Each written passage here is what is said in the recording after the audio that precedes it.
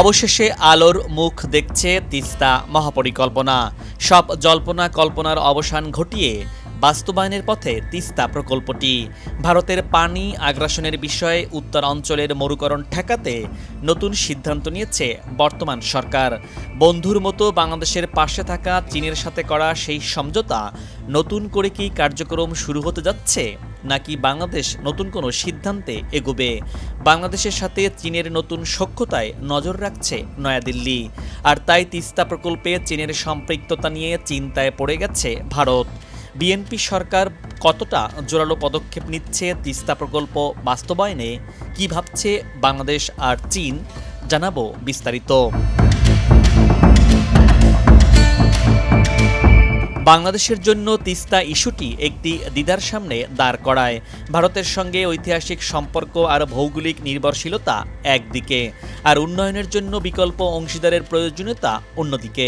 পররাষ্ট্রমন্ত্রী খলিলুর রহমানের তিস্তা নিয়ে আমরা কারো জন্য বসে থাকব না বক্তব্যটি এই দ্বিধারই প্রকাশ। এটি মূলত ভারতের প্রতি একটি কূটনৈতিক বার্তা যে বাংলাদেশের নিজস্ব উন্নয়ন অগ্রাধিকার আছে এবং সেটি অনির্দিষ্টকালের জন্য আটকে থাকবে না। প্রায় ২৪০ বছরের পুরানো তিস্তা নদী ভারতের সিকিম ও পশ্চিমবঙ্গ হয়ে বাংলাদেশে প্রবেশ করে। এটি একটি আন্তঃসীমান্ত নদী। এর সঙ্গে রয়েছে উত্তরের ২৫টি নদীর প্রবাহ। ১৭৮৭ সালের পর তিস্তা তার পুরানো গতিপথ পরিবর্তন করে বাংলাদেশের লালমনিরহাট, রংপুর ও কুড়িগ্রাম জেলা দিয়ে বাংলাদেশে এসে যমুনায় মিশেছে। তিস্তার দৈর্ঘ্য ৩১৫ কিলোমিটার, যার মধ্যে ২০০ কিলোমিটার ভারতে এবং ১১৫ কিলোমিটার বাংলাদেশ অংশে পড়েছে। সিকিমের ভেতর দিয়ে প্রবাহিত হওয়ার সময় তিস্তা অনেকগুলো গিরিখাত সৃষ্টি করেছে। ১৯৪৭-এর দেশভাগের পর থেকেই বাংলাদেশ ও ভারতের মধ্যে তিস্তার পানি ব্যবহার নিয়ে মতবিরোধ ছিল। তিস্তার উৎপত্তি স্থলের পর থেকে এই নদীর প্রবাহ বাধাগ্রস্ত করতে একের পর এক প্রকল্প নিয়েছে ভারত। বিশেষ করে পশ্চিমবঙ্গে এই নদীর পানি ধরে রাখতে গজলডোবা বাঁধ নির্মাণ করেছে ভারত। ১৯৯৮ সালে বাংলাদেশ সীমান্তের ৬০ কিলোমিটার উজানে ভারত সরকার এই বাঁধ নির্মাণ করার ফলে তিস্তার মূল প্রবাহ থেকে পানি মহানন্দা নদীতে সরিয়ে নেয়। তিস্তা নদীর নিয়ন্ত্রণ ভারতের হাতে চলে যায় মূলত এই গজলডোবা ব্যারেজের মাধ্যমে। এই বাঁধে ৫৪টি ফটক রয়েছে, যা বন্ধ করে তিস্তার মূল প্রবাহ থেকে পানি ভারতের পশ্চিমবঙ্গের বিভিন্ন খাতে পুনর্বাহিত করা হয়। শুধু এটি নয়, তিস্তার উজানে আরও পরিকল্পিত ১৫টি প্রকল্প রয়েছে, যা পানি প্রবাহ বাধা দেয়। তিস্তা নদীর ভারতীয় অংশে গজলডোবা স্থাপিত বাঁধের কারণে নদীটির বাংলাদেশ অংশে বর্ষা মৌসুমে যেমন নদীর জলে ভাসিয়ে দেয়, তেমনি শুষ্ক মৌসুমে খরায় ভোগায় এই অঞ্চলের জনপদকে। ২০১৪ সাল থেকে ভারত একতরফা তিস্তার পানি প্রত্যাহার করছে, ফলে শুষ্ক মৌসুমে নদীটি একেবারেই শুকিয়ে যায়, রূপ নেয় বিরান চরাঞ্চলে। ধুধু বালুময় নদী যেন খা খা করতে থাকে। ভরা বর্ষায় তিস্তা আর শুষ্ক মৌসুমের তিস্তা ভিন্ন রূপে ধরা দেয়। এতে করে তিস্তা নদীর ওপর বাংলাদেশের ন্যায্য অধিকার থেকে বঞ্চিত। বাংলাদেশের উজানে একের পর এক বাঁধ দিয়ে ভারত তিস্তার পানি সরিয়ে নেয়, আর বর্ষা মৌসুমে বাঁধ খুলে দিয়ে বাংলাদেশকে অকাল বন্যায় ভাসানো যেন রীতি হয়ে গেছে। এতে হতভাগা তিস্তা পাড় তথা এদেশের মানুষ। অপরদিকে তিস্তা নদী ঐতিহাসিকভাবে অত্যন্ত ক্ষতিকর এবং খামখেয়ালি আচরণ করে। বর্ষা মৌসুমে তিস্তার পাহাড়ি ঢলে বেশ খ্যাপাটে হয়ে ওঠে এই নদী। তিস্তার উপর নির্মিত গজলডোবা এবং অন্যান্য ব্যারেজ নির্মাণের ফলে বাংলাদেশের উত্তরের জেলাগুলোতে হঠাৎ বান দেখা দেয়। গজলডোবা ব্যারেজ পরিচালনাকারীরা তাদের সুবিধা মতো সময়ে ব্যারেজের গেট খুলে দেয় একতরফাভাবে। এমনকি কোনো কোনো বছরে ৭বারও এ ধরনের হঠাৎ বানের কবলে পড়ছে উত্তরের জনপদ। তিস্তাপাড়ের মানুষের সাথে গভীরভাবে জড়িয়ে আছে তিস্তা নদী। তবে ভারতের পানি রাজনীতির কারণে ভোগান্তিও কম নয় তাদের। ভারতের অসম নীতির কারণে কখনো খরা আবার কখনো ভয়াবহ বন্যার কবলে পড়ে এই জনপদ। ১৯৮৩ সালে দুই দেশের মধ্যে তিস্তা পানি বন্টন চুক্তি হয়, যেখানে ৩৬% পাবে বাংলাদেশ এবং ৩৯% পাবে ভারত। বাকি ২৫% পানি নদীতে সংরক্ষিত রাখা হবে। কিন্তু কিভাবে এই পানি ভাগাভাগি হবে সেই বিষয়ে কোনো দিক নির্দেশনা ছিল না। এর বহুকাল পর ২০০৭ সালের যৌথ বৈঠকে তিস্তার পানির ৮০% দুদেশের সমান অংশে ভাগ করে অবশিষ্ট ২০% নদীর জন্য সংরক্ষিত রাখার বিষয়ে প্রস্তাব দেয় বাংলাদেশ।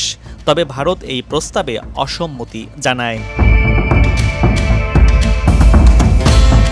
তিস্তা নদীকে কেন্দ্র করে বাংলাদেশের সুনির্দিষ্ট পরিকল্পনা ১৯৯০-এর দশক থেকে শুরু হলেও মহাপরিকল্পনার বর্তমান রূপটি মূলত ২০১০-এর দশকে স্পষ্ট হয়। ২০১৬ সালে চীনের প্রেসিডেন্ট শি জিনপিং ঢাকা সফরের সময় চীন ও বাংলাদেশ আলোচনার মাধ্যমে পাওয়ার চায়না প্রায় $১ বিলিয়ন বাজেটের তিস্তা নদী সামগ্রিক ব্যবস্থাপনা ও পুনরুদ্ধার প্রকল্প প্রণয়ন করে, যার নাম comprehensive management and restoration of Teesta river project. আর তখনই এটি আন্তর্জাতিক মনোযোগ পায়। ২০২০ সালে চীনের পক্ষ থেকে প্রাথমিক সম্ভাব্যতা সমীক্ষা পরিচালনার প্রস্তাব আসে।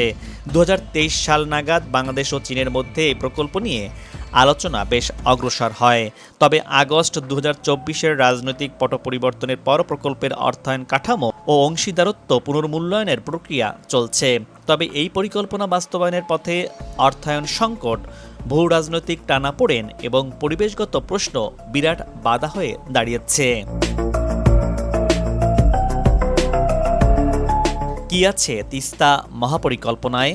তিস্তা নদীর ভাঙন রোধ ও ন্যায্য পানি হিস্যা এবং তিস্তা মহাপরিকল্পনা বাস্তবায়নে প্রকল্পের আওতায় তিস্তা নদীর দুই পাড়ে ২২০ কিলোমিটার গাইড বাঁধ নির্মাণ, বাঁধের দুই পাশে সমুদ্র সৈকতের মতো marine drive, hotel, motel, restaurant ও পর্যটন নগরী, পরিকল্পিত শহর, নগর ও বন্দর গড়ে তোলার পরিকল্পনা নিয়েছে সরকার। এই প্রকল্প বাস্তবায়ন হলে তিস্তা পার হয়ে উঠবে পূর্ব চীনের জিয়াংশু প্রদেশের সুকিয়ান সিটির মতো সুন্দর নগরী। তিস্তা প্রকল্পটি বাস্তবায়ন হলে নদীর গভীরতা প্রায় ১০ মিটার বাড়বে। বন্যার পানি প্লাবিত হয়ে ভাসাবে না গ্রামাঞ্চলের জনপদ। সারা বছর নৌ চলাচলের মতো পানি সংরক্ষণের ব্যবস্থা রাখা যাবে। এতে আছে ১০৮ কিলোমিটার নদী খনন, নদীর দুপাশে ১৭৩ কিলোমিটার তীর রক্ষা, চর খনন, নদীর দুই পাশে স্যাটেলাইট শহর নির্মাণ, বালু সরিয়ে কৃষি জমি উদ্ধার এবং ১,১৩,০০০ কোটি টাকার সম্পদ রক্ষা এবং প্রতি বছরে ২০,০০০ কোটি টাকার ফসল উৎপাদন, নৌবন্দর এবং আইনশৃঙ্খলা রক্ষায় দুই পাড়ে থানা, কোস্টগার্ড ও সেনাবাহিনীর জন্য ক্যাম্পের ব্যবস্থাও রাখা হয়েছে এই প্রকল্পের প্রস্তাবে। তিস্তা মহাপরিকল্পনার মোট ব্যয় বিভিন্ন সূত্র মতে ৮,৭০০ কোটি টাকা থেকে $১ বিলিয়ন পর্যন্ত অনুমান করা হয়েছে। প্রাথমিক আলোচনায় চীনের কাছ থেকে প্রায় $৫৫ কোটি বা সমপরিমাণ সফট লোন পাওয়ার সম্ভাবনা ছিল। তিস্তা প্রকল্প বাস্তবায়নে তিস্তাপাড়ের মানুষের কথা ভেবে বিএনপি নির্বাচনী ইস্তিহারে তিস্তা প্রকল্প বাস্তবায়নের কথা দিয়েছে। সরকার গঠনের পর তিস্তাপাড়ের মানুষের দাবির সম্মানার্থে একের পর এক আশ্বাস দিয়ে যাচ্ছে দলটির শীর্ষ নেতারা। সম্প্রতি পররাষ্ট্রমন্ত্রী খলিলুর রহমানের চীন সফরসহ বেশ কয়েকজন মন্ত্রী তিস্তা প্রকল্প বাস্তবায়নের কথা বলেছেন। ভারতের ক্ষমতার অন্দরমহলেও আলোচনা চলছে তিস্তা প্রকল্প নিয়ে। বাংলাদেশের সঙ্গে চীনের ঘনিষ্ঠতা নয়াদিল্লির নিরাপত্তা স্বার্থের পরিপন্থী বলে ভারত মনে করছে। এরই মধ্যে ভারতের ফারাক্কাবাদের বিপরীতে পদ্মা নদীতে পদ্মা ব্যারেজের অনুমোদন দিয়েছে সরকার। এবার তিস্তা প্রকল্প নিয়ে সরাসরি সুসংবাদ দিলেন বাংলাদেশের প্রধানমন্ত্রী তারেক রহমান। পদ্মা ব্যারেজের পাশাপাশি সরকার তিস্তা ব্যারেজও নির্মাণ করবে বলে ঘোষণা দিয়েছেন প্রধানমন্ত্রী। এই ঘোষণার মধ্য দিয়ে নতুন করে আশার আলো দেখছে তিস্তা পাড় তথা বাংলাদেশের মানুষ। এরই মধ্যে প্রধানমন্ত্রীর নির্দেশনায় তিস্তা প্রকল্পে আসছে বড় সংশোধনী। তিস্তা মহাপরিকল্পনায় কিছু সংশোধন আনার পাশাপাশি সেখানে পানি সংরক্ষণের বিষয়টি যুক্ত করে নতুনভাবে প্রকল্পটি উপস্থাপন করা হবে। তিস্তা অববাহিকায় ভাঙনের একটি বড় সমস্যা, বন্যাও বড় সমস্যা। তাই পদ্মা ব্যারেজের মতো তিস্তায় পানি সংরক্ষণ ও ব্যবহারের নতুন ব্যবস্থা অন্তর্ভুক্ত করে মহাপরিকল্পনাটি সংশোধন করা হচ্ছে। পানি মন্ত্রণালয় থেকে জানা গেছে এরই মধ্যে টেকনিক্যাল ও পরীক্ষা নিরীক্ষার বিষয়ে যাচাই বাছাই প্রক্রিয়া চলমান রয়েছে। এদিকে 2026-27 অর্থ বছরের বাজেটে তিস্তা মহাপরিকল্পনা বাস্তবায়নে বরাদ্দ দেওয়ার দাবি জানিয়েছে তিস্তা বাঁচাও নদী বাঁচাও সংগ্রাম পরিষদ।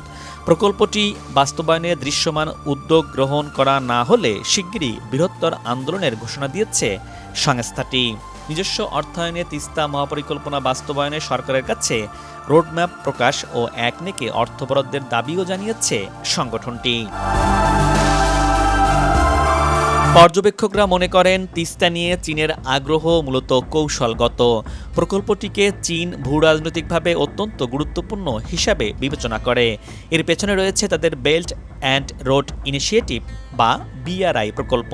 পাওয়ার চায়নার মতো চীনা প্রতিষ্ঠানগুলো এ প্রকল্পের মাধ্যমে চীন, এশিয়া, ইউরোপ ও আফ্রিকা মহাদেশকে একই সুতোয় গাঁথতে চাইছে।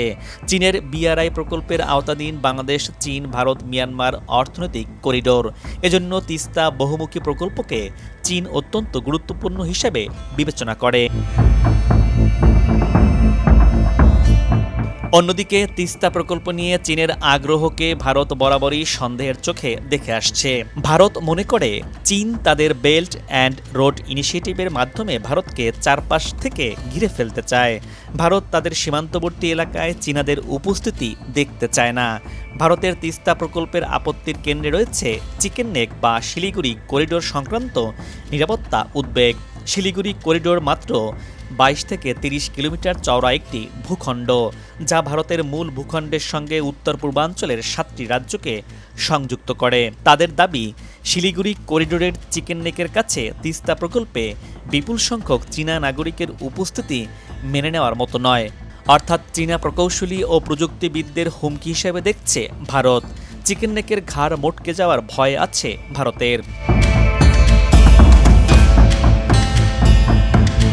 বিশ্লেষকরা বলছেন তিস্তা মহাপরিকল্পনা শুধু একটি প্রকৌশল প্রকল্প নয়, এটি বাংলাদেশের উন্নয়ন কৌশল, কূটনৈতিক ভারসাম্য ও ভবিষ্যৎ পানি নিরাপত্তার একটি পরীক্ষাস্থল। তবে এই পরিকল্পনার সাফল্য নির্ভর করবে কয়েকটি বিষয়ের উপর। প্রথমত, ভারতের সঙ্গে পানি বণ্টনের ন্যায্য সমাধান কূটনৈতিকভাবে আদায় করতে হবে, কারণ উজান থেকে পানির প্রবাহ না থাকলে কোনো প্রযুক্তিগত সমাধানই কার্যকর হবে না। দ্বিতীয়ত, বিদেশি অর্থায়নে যে প্রকল্পই হোক তার শর্তাবলী অবশ্যই বাংলাদেশের জাতীয় স্বার্থের অনুকূল হতে হবে। আর তৃতীয়ত, পরিবেশ ও স্থানীয় জনগণকে কেন্দ্রে রেখে দেশীয় বিশেষজ্ঞদের নেতৃত্বে একটি অন্তর্ভুক্তিমূলক পরিকল্পনায় দীর্ঘমেয়াদে টেকসই হতে পারে। দর্শক, আজ এ পর্যন্তই। আগামীতে আবারও দেখা হবে নতুন কোনো ভিডিও চিত্র নিয়ে। ভিডিওটি কেমন লেগেছে আশা করি আপনার গুরুত্বপূর্ণ মতামত জানিয়ে ভিডিওটি শেয়ার করুন। আর ভিডিওটি কে কোথা থেকে দেখছেন কমেন্টস করেও জানাতে পারেন। ভালো থাকুন এবং নিরাপদে থাকুন।